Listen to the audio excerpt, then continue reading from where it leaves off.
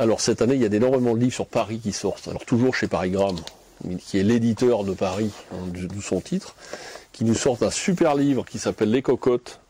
C'est l'histoire des reines de Paris 1900. Donc c'est toutes les histoires des cabarets et de toutes les danseuses des cabarets de début du siècle, du XXe siècle à Paris.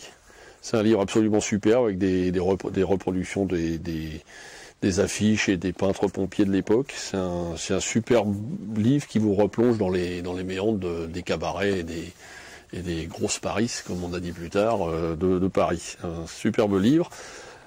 Aussi intéressant et totalement inédit. Il y a quelques mois, ils ont retrouvé dans les archives de Paris.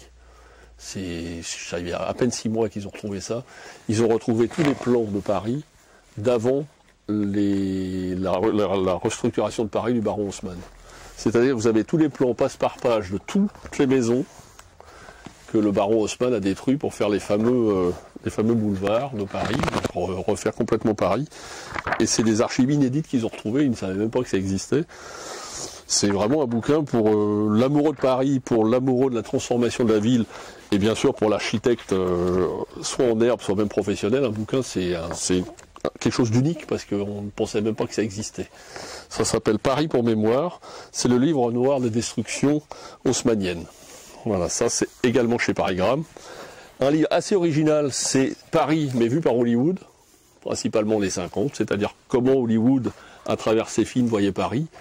Donc c'est une histoire à la fois de tous les films qui se traitent sur Paris et tous les tournages qui ont eu lieu sur Paris dans ces années-là, avec on retrouve tous les grands auteurs américains de l'époque, notamment Audrey Hepburn, pour ne citer qu'elle sur la couverture. C'est un bouquin assez intéressant parce qu'on se balade dans tous les quartiers de Paris et on revisite en même temps les grands classiques du cinéma américain. Donc c'est vraiment superbe. Un livre, toujours sur Paris, là vraiment on est gâtés cette année.